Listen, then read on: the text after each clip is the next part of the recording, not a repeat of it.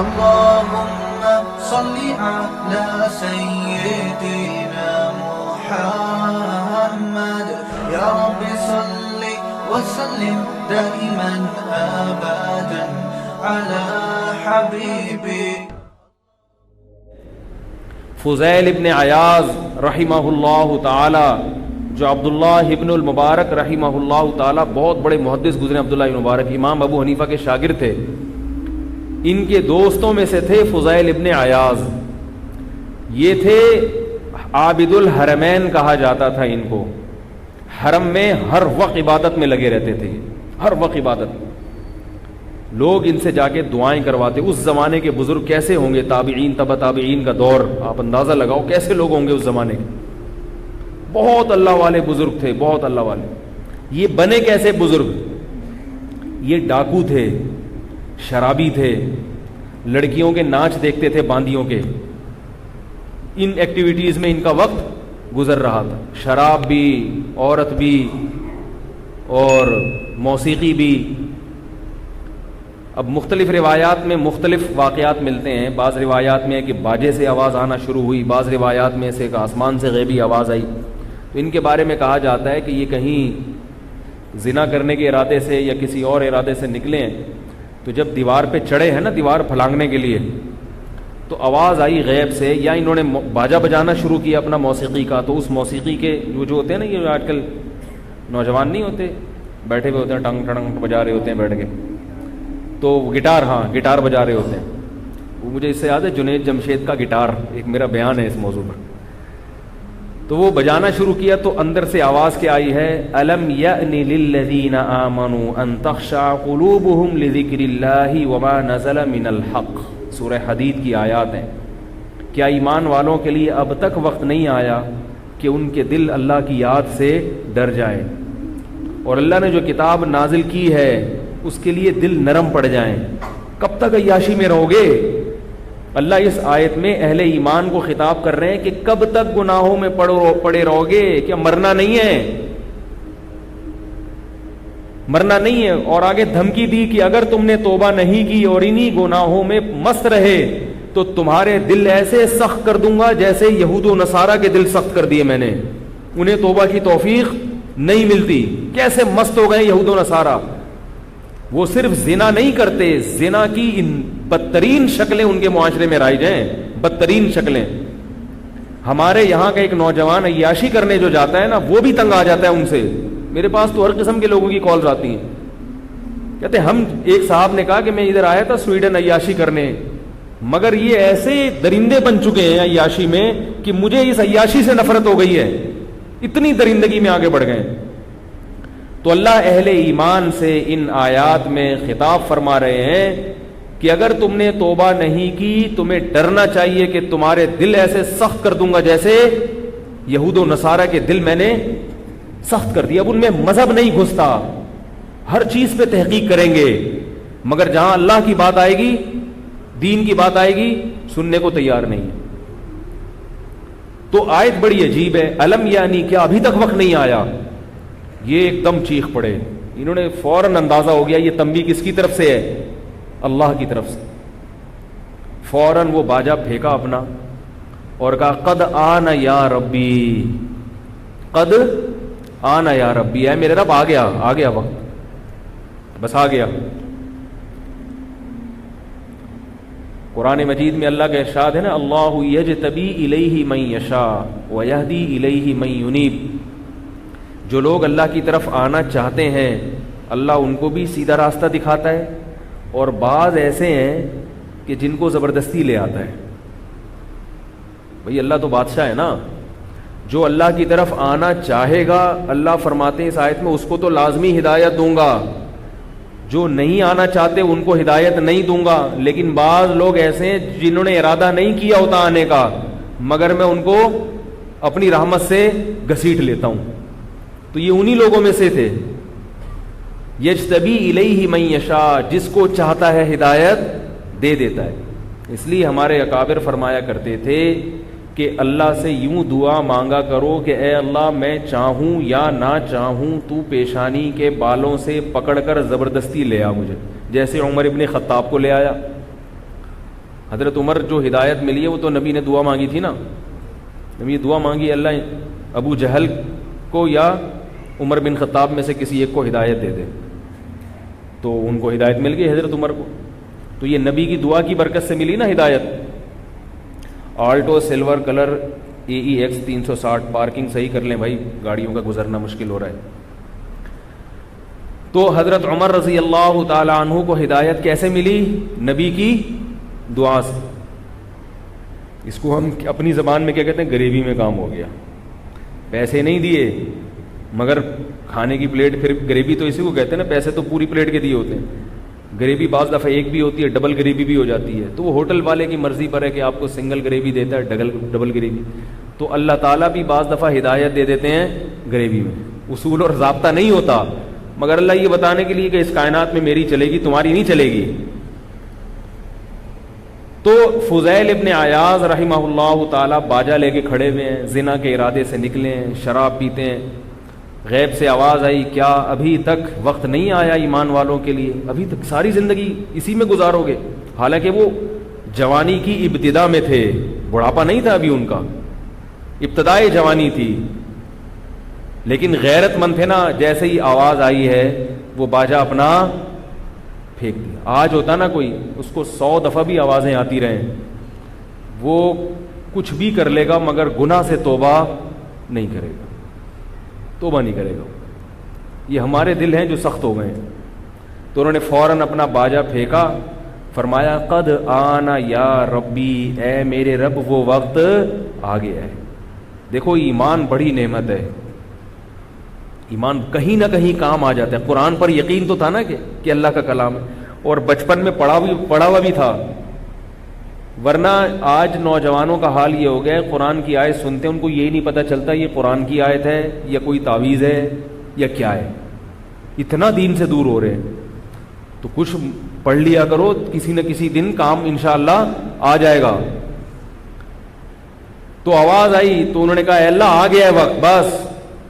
تو یہ وہ تھے جو فوراً ہیٹر سے نکل کے مائنس کے ٹیمپریچر میں آ گئے اور کود پڑے, بس دیکھی جائے گی.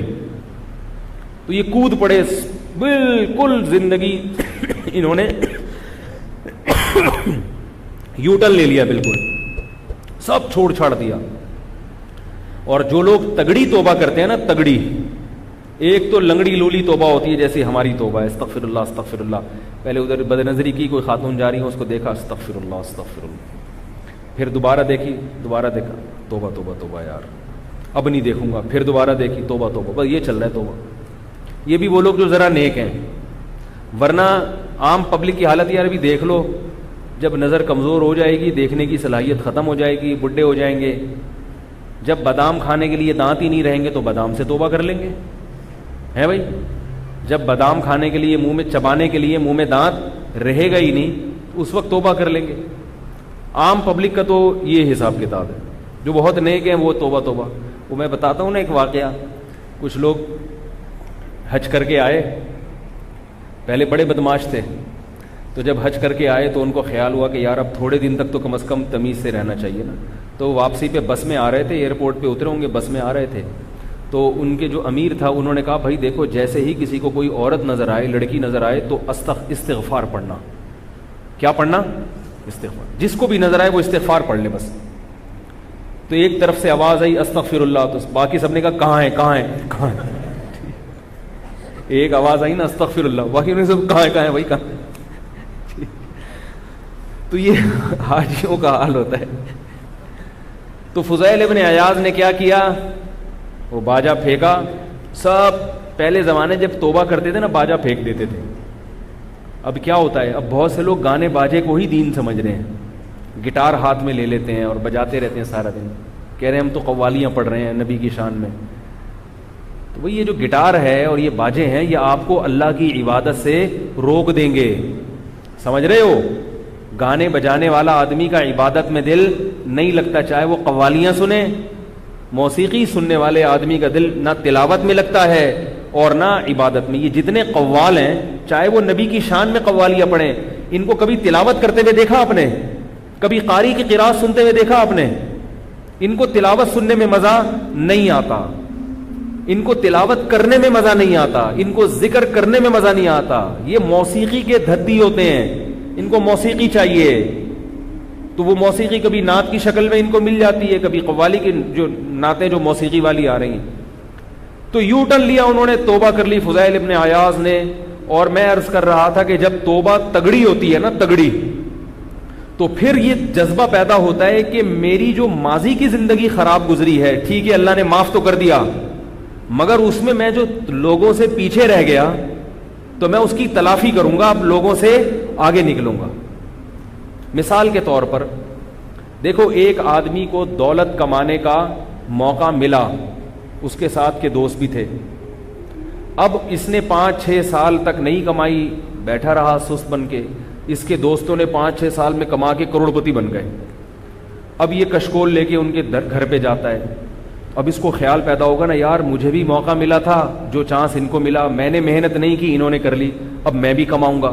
لیکن اب جب یہ کمائے گا، غربت تو دور ہو جائے گی، مگر ان سے آگے نکل سکتا ہے جو اس سے پہلے کمانے والے ہیں؟ نہیں یاری میرا خیال ہے بھائی، یہ آج کمانا شروع کرے گا، وہ پہلے سے کما رہے ہیں، ٹھیک ہے غربت ختم ہو جائے گی، مگر اب ان سے تو ہمیشہ کے لیے پیچھے رہ گیا۔ تو اگر یہ مخلص ہوگا نا دولت کمانے میں، اب یہ کہے گا میں ان سے ڈبل محنت کروں گا، کہ 5 سال جو میں نے سستی میں گزارے اس کی بھی تلافی ہوگی، اور اگر واقعی پیسہ کمانے میں یہ سچا ہوگا، مخلص ہوگا۔ تو اسی طرح یاد رکھو کہ جو جنت کا عاشق ہوتا ہے، جو اللہ کی رضا کا عاشق ہوتا ہے، اگر وہ دیر سے توبہ کرے، اس کو پتا ہے کہ توبہ تو قبول ہوتی ہے اللہ کی طرف سے، گناہ تو معاف ہو گیا، لیکن آپ پیچھے تو رہ گئے نا۔ جو آدمی ابتدائی جوانی سے اللہ کی عبادت میں لگا ہوا ہے، نیک اعمال میں لگا ہوا ہے، اور جو 40 سال کی عمر میں آ رہا ہے، دونوں میں فرق ہوگا کہ نہیں ہوگا؟ جو 50 سال میں آ رہا ہے، جو 60 سال میں آ رہا ہے، توبہ تو 99 سال میں بھی قبول ہے، مگر جو 99 سال میں آ رہا ہے وہ اس شخص کے برابر نہیں ہو سکتا جس نے 99 سال اللہ کی عبادت کی ہو اور گناہوں سے بچا ہو۔ یہ حسرت تو ہوگی نا۔ اور یہ صحابہ میں بھی فرق تھا۔ حضرت عمر رضی اللہ تعالی عنہ کا دربار تھا، کیسا سادہ دربار ہوتا تھا ان کا۔ ان سے ملاقات کے لیے حضرت ابو سفیان آئے، اور ایک اور صحابی تھے غالباً جہم رضی اللہ تعالی عنہ، ان کا پورا نام اس وقت ذہن میں نہیں آ رہا، جہم ابن صفوان نام تھا یا کیا تھا۔ تو یہ بھی سردار تھے اپنی قوم کے۔ یہ 2 سردار آئے ملنے کے لیے، اور ایک تیسرے بلال حبشی۔ حضرت بلال غلام رہے ہیں، اور ایک غلام قوم سے آپ کا تعلق رہا ہے، ساری زندگی ظاہر ہے بیچارے غلامی میں گزری، پھر غلامی سے جب آزاد ہوئے تو بھی انہوں نے ملازمت کی، نوکری کی، غربت میں وقت گزارا۔ اور یہ جو حضرت ابو سفیان تھے، اور جہم ابن صفوان نام تھا، یا مجھے پورا نام ابھی یاد نہیں آ رہا، بہت پہلے یہ واقعہ میں نے پڑھا تھا۔ تو یہ دونوں صحابی تھے سردار عرب کے، قریش کے، لیکن یہ دونوں بہت بعد میں ایمان لائے تھے، فتح مکہ کے بعد ایمان لائے ہیں۔ اور بلال حبشی ہجرت سے پہلے ایمان لائے ہیں، جب ایمان لانا بڑا مشکل تھا، گرم ریتوں پہ لٹایا جاتا تھا۔ فتح مکہ کے بعد تو ایمان لانا آسان ہو گیا نا، ایمان والوں کو عزت دے دی اللہ نے۔ اب تو جو کافر ہے اس کی عزت نہیں تھی، ایمان والوں کی عزت تھی۔ تو حضرت بلال حبشی رضی اللہ تعالی عنہ بھی آئے، ابو سفیان بھی، اور تیسرے صحابی بھی۔ تو حضرت عمر رضی اللہ تعالی عنہ نے کہ خادم نے آ کے بتایا کہ 3 آدمی ملنے کے لیے آئے ہیں، یہ اور یہ۔ حضرت عمر نے سب سے پہلے بلال رضی اللہ عنہ کو بلایا۔ سب سے پہلے کس کو بلایا؟ تو حضرت ابو سفیان کو غصہ آیا۔ انہوں نے کہا کہ عجیب زمانہ آ گیا ہے کہ غلاموں کو سرداروں پہ ترجیح دی جا رہی ہے۔ ہم عرب کے، قریش کے اونچے لوگ ہیں، اور بلال غلام ہیں، وہ پہلے چلے گئے، ہم بعد میں، کیسا زمانہ۔ تو ان دوسرے صحابی نے حضرت سفیان سے کہا کہ اے ابو سفیان، جب اسلام کمزور تھا تو بلال نے محمد صلی اللہ علیہ وسلم کا ساتھ دیا، اور ہم نے محمد صلی اللہ علیہ وسلم کی مخالفت کی، اور جب اسلام کو اللہ نے عزت دی تو ہم محمد صلی اللہ علیہ وسلم کے اس وقت ساتھی بنے۔ اور بھی بہت ساری باتیں کی انہوں نے۔ تو کہا کہ اب یہ مت سوچو، یہ جو الفاظ ہیں نا یہ ہے اصل سمجھنے کے، اب یہ دیکھو کہ دنیا میں اللہ نے بلال کو یہ ہم پہ عزت دے دی ہے، آخرت میں بھی ہوگی یہ، اور آخرت کی عزت دنیا سے بہت زیادہ ہے۔ اب اس کی فکر کرو کہ ہم سے جو ماضی میں غلطیاں ہوئی ہیں، ہم نے محمد صلی اللہ علیہ وسلم کی جو ساری زندگی مخالفت کی اور اس وقت نبی کا ساتھ نہیں دیا، اب اس جرم کی اور اس غلطی کی تلافی کی کوشش کرو تاکہ قیامت میں اتنا فرق نہ ہو ہمارے اور بلال کے درمیان. نہیں آ رہی میرا خیال ہے بات؟ دنیا میں یہ ذلت برداشت نہیں ہو رہی تو آخرت میں کیسے ہوگی؟ لہذا اب کچھ ایسا کرو، اسلام کے لیے ایسا کرو کہ جو ہم سے ماضی میں کوتاہیاں ہوئی ہیں ان کی کیا ہو جائے؟ تلافی. دیکھو اتنے سے واقعے سے سبق حاصل ہو گیا نا ان کو. جس کا دل زندہ ہوتا ہے، ضمیر مردہ نہیں ہوتا، وہ دنیا کے واقعات سے عبرت حاصل کرتا ہے. وہ دنیا کی گرمی سے جہنم کی گرمی کا سوچتا ہے. وہ دنیا کی ذلت کے بارے میں دیکھتا ہے کہ یار اس میں میرا منہ سیاہ ہو گیا، آخرت میں کیا ہوگا جب اللہ سارے گناہ کو جو ہے نا لوگوں کے سامنے ظاہر کر دیں گے. تو انہوں نے کیا کیا؟ حضرت ابو سفیان سے کہا کہ چھوڑو مدینہ کو، اور اسلامی سرحدوں پہ جو جہاد ہو رہا ہے، مسلمان فوجیں جو پوری دنیا میں غیر مسلم اسلام دشمن قوتوں سے جنگ میں مشغول ہیں، اب ساری زندگی اللہ کی راہ میں لڑ کے گزارو. نہیں آ رہی بات؟ اب بھی قربانی دینے کا موقع ہے، اللہ کی راہ میں نکلو اور جہاد کرو، لڑو، قربانیاں دو. ابو سفیان رضی اللہ تعالیٰ عنہ اور وہ دوسرے صحابی وہ دونوں شام کی سرحدوں کی طرف نکل گئے. پھر ایسی ایسی لڑائیاں لڑی حضرت ابو سفیان نے. یہ بعض لوگ حضرت ابو سفیان پہ بڑا کیچڑ اچھالتے ہیں، رافضی لوگ ایسے طنز کرتے ہیں، اللہ کی پناہ، کہتے ہیں یہ تو حضرت معاویہ کے والد ہیں نا حضرت ابو سفیان، تو جن کو معاذ اللہ حضرت معاویہ سے چڑھے ان کو معاذ اللہ حضرت ابو سفیان سے بھی چڑھے. کہتے ہیں یہ تو دیر سے ایمان لائے تھے، یہ تو نبی کی مخالفت. بھائی ایمان لے آئے تو نبی نے ان کا ایمان قبول کر لیا کہ نہیں کر لیا؟ اور پھر انہوں نے توبہ کیسی کی ہے، پھر نکل گئے سرحدوں پر. پھر ایسی ایسی جنگوں میں حضرت ابو سفیان نے کارنامے کیے ہیں. ایک جگہ لڑائی تھی، حضرت ابو سفیان اپنی بیوی کو بھی لے گئے. کیوں لے کر گئے؟ اس لیے کہ اتنی سخت لڑائی تھی، رومیوں نے حملہ کیا تھا، ڈر یہ تھا کہ ہمارے قدم اکھڑ جائیں گے. حضرت ابو سفیان کو کیا ڈر تھا؟ اس جنگ میں خالد ابن ولید رضی اللہ تعالیٰ عنہ سپہ سالار تھے، اور یہ بھی بڑے بڑے صحابہ تھے. رومیوں کی تعداد اتنی زیادہ تھی کہ صحابہ کو ڈر تھا کہ اس میں اسباب کی دنیا میں فتح کی امید نہیں ہے. تو اپنی گھروں کی عورتوں کو، بیویوں کو لے گئے، پہاڑ پہ پیچھے کھڑا کر دیا کہ ہم جب پیچھے بھاگے نا تو ہمیں تانے دینا. نہیں آ رہی بات؟ عورت کا تانا سن کے مرد کو کیا ہوگا؟ غیرت جاگے گی اندر ہمارے کہ یار ہماری بیویاں نہیں چھوڑیں گی ہمیں گھروں میں. وہ بیویاں بھی کیسی تھی یار، دیکھو ہم اپنی بیویوں کو لے جاتے، واپس بھاگتے بھی کہتے آ جاؤ آ جاؤ، ہم تو پہلے ہی کہہ رہے تھے نہیں جاؤ بھائی، ہم تو پہلے ہی کہہ رہے تھے نہیں جاؤ، ہمیں بیوہ کرانے کا شوق ہے. ایسا ہی ہوتا نا. تو یہ بیویاں نہیں، ہم بھی ایسے ہی ہیں، ہم جاتے ہی نہیں. ہم کہتے ہیں بیگم ہمیں روک لو، ہمیں جانے ہی نہیں، تبلیغ میں نہیں جانے دیتی، جہاد میں کہاں سے جانے دیں گے. آج کل خواتین بیچاری جو ہے نا وہ سبھی ایک جیسے، میں خواتین کی برائی نہیں کر رہا، مرد میں بھی جذبہ ختم، عورتوں میں بھی جذبہ ختم. تو وہ صحابیات تھیں. تو حضرت ابو سفیان اپنی زوجہ حضرت ہندہ کو لے گئے، بڑی شاعرہ تھی، عرب کی عورتیں شاعری بہت کرتی تھیں. حضرت عائشہ رضی اللہ تعالیٰ عنہ بڑی شاعرہ تھی. تو عرب کی عورتوں میں شاعری بہت تھی، عرب کے مردوں میں شاعری بہت تھی.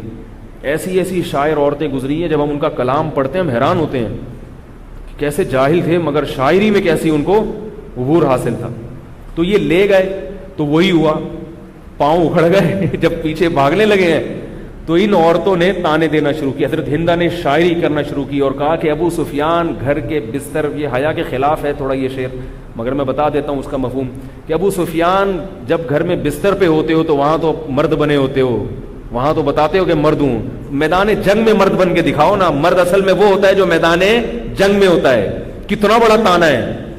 اگر حضرت ابو سفیان بھاگ کے آ جاتے اس جنگ میں اور بیوی نے یہ تانا بھی دیا ہوتا کہ بستر پہ تو مرد ہوتے ہو اور یہاں کیا ہو، تو دوبارہ بستر پہ جا سکتے تھے پھر کبھی؟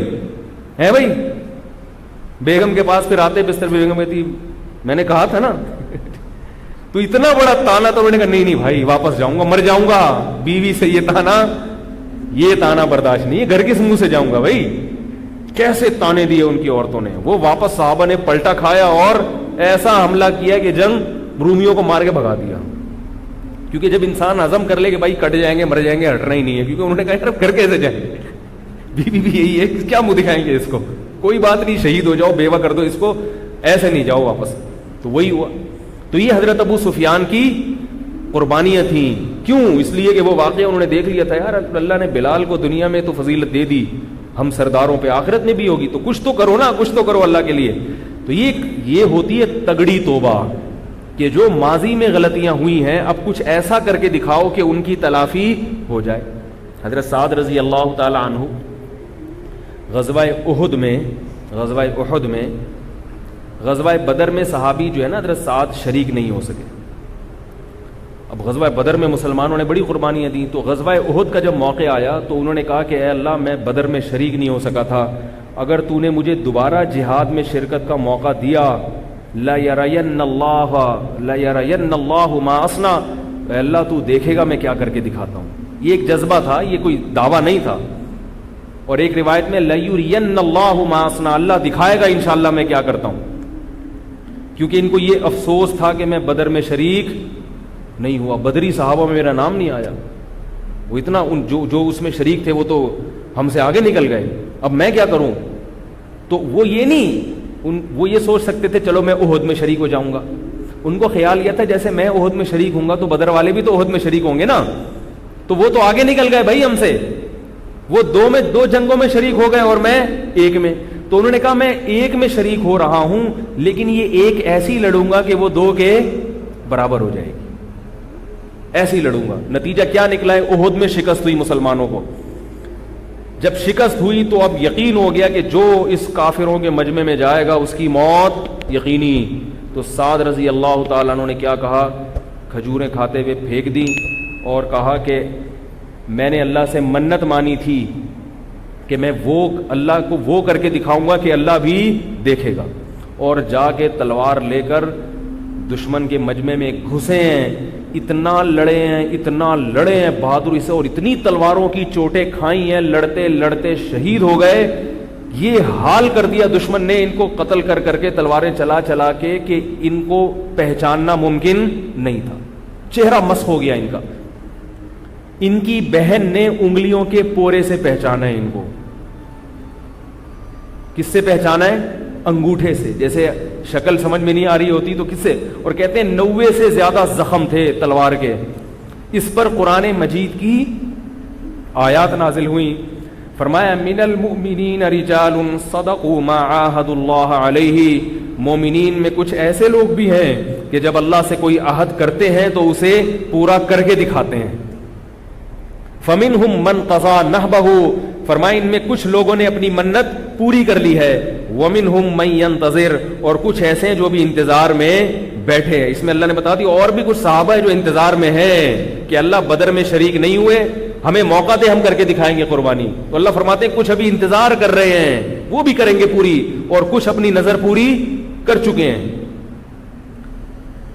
تو فضیل ابن عیاض نے جو توبہ کی وہ کیسی تھی؟ یو ٹرن لے لیا، اور یو ٹرن بھی لیا، اور یہ بھی کہ بھائی ماضی میں جو کوتاہیاں ہوئی ہیں نا ان کی بھی تلافی کروں گا. تو اب تلافی کیسے ہوگی؟ بیت اللہ میں جا کے اللہ کی عبادت شروع کر دی.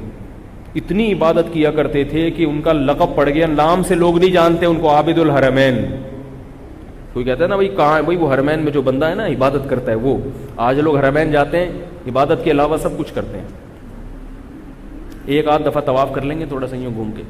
میں بھی نالائق ہوں، میں کوئی یہ نہیں کہہ رہا کہ میں اپنی تعریفیں کر رہا ہوں کہ میں نہیں کرتا. ہم سب ایک جیسے ہی ہیں بھائی. حرم میں جا کے عبادت نہیں ہوتی، وہاں شاپنگوں میں بس ہر وقت خریداری کرتے رہو.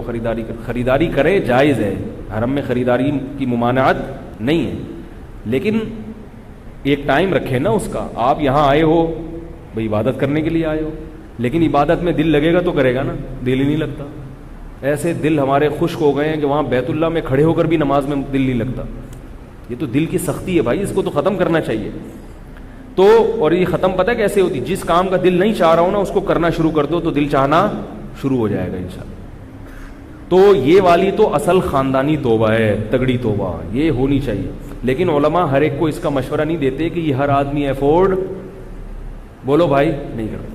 ایک دم آتے ہیں نا تو پھر 2-4 دن کے بعد جب تانے لگتے ہیں لوگوں کے، منگیتر بھی بھاگ گئی، وہ ایزی لوڈ بھی ختم ہو گیا، نہ وہ فون آ رہے ہیں، نہ وہ اماں سے بھی تانے، ابے کیا بن گیا، آفس میں بھی تانے. تو 4-5 دن چلتا ہے، اس کے بعد پھر پہلے سے بھی زیادہ بدماش بنتا ہے. پہلے 500 کا بیلنس ڈالتا تھا، اب 1000 کا بیلنس ڈال رہے ہیں. ٹھیک ہے، تو اس لیے علماء، کیونکہ مصلح بھی ہوتے ہیں علماء، اس لیے کہتے ہیں بھائی یکدم نہیں آ سکتے، تھوڑا تھوڑا کر کے آ جاؤ. داڑھی رکھی نہیں جا رہی تو چلو پہلے نماز پہ آ جاؤ، 5 ٹائم نماز پڑھ لو. کیا خیال ہے؟ شلوار ٹخنوں سے اوپر نہیں کی جا رہی تو چلو پہلے نماز میں کر لو، پھر تھوڑا محلے میں جا کے شروع کر دو، آفس میں سب سے آخر میں آہستہ آہستہ آہستہ آہستہ، پھر آفس میں بھی شروع کر دینا. کیا خیال ہے؟ تو آہستہ آہستہ آ جاؤ. جیسے وہ بتائیں نا کہ گاڑی سے باہر نکلتے پہلے ایک ٹانگ نکالو، ٹھیک ہے، پھر منہ نکال کے باہر جھانکو، ایسے آہستہ آہستہ آ جاؤ. تو آ تو جاؤ نا. تو اس پہ بھی اللہ کی رحمت ہے، کیونکہ حدیث میں آتا ہے جو اللہ کی طرف ایک بالش آتا ہے اللہ اس کی طرف ایک ہاتھ آتے ہیں، جو اللہ کی طرف ایک ہاتھ آتا ہے اللہ اس کی طرف 2 ہاتھ چل کے آتے ہیں، جو اللہ کی طرف چل کر آتا ہے اللہ اس کی طرف دوڑ کے آتے ہیں. تو ایک دفعہ رخ چینج کر لو گے تو کچھ کام آپ کرو گے اور باقی کام کون کرے گا؟ اللہ کرے گا. لیکن پہل آپ کو کرنی پڑے گی. حدیث میں یہ نہیں آتا کہ اللہ دوڑ کے آتا ہے تو بندہ چل کے آتا ہے، نہ. حدیث میں آتا ہے بندہ چل کے آئے گا اللہ کی طرف تو اللہ اس کی طرف دوڑ کے. پہل کس کو کرنی ہے؟ بندے کو کرنی ہے. کیونکہ اللہ نے ہی پہل کر لی تو پھر ہماری آزمائش نہیں ہے نا. کچھ ہم کریں گے اور زیادہ پھر کون کرے گا؟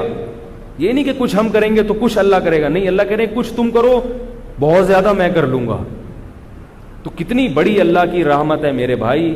تو توبہ کیے بغیر، گناہوں سے بچے بغیر غفور الرحیم اور اللہ کی رحمت اور جنت، یہ باتیں سوچنا حماقت ہے. کیونکہ اللہ نے پیغمبروں کو بھیجا ہے تاکہ لوگ گناہوں سے توبہ کریں.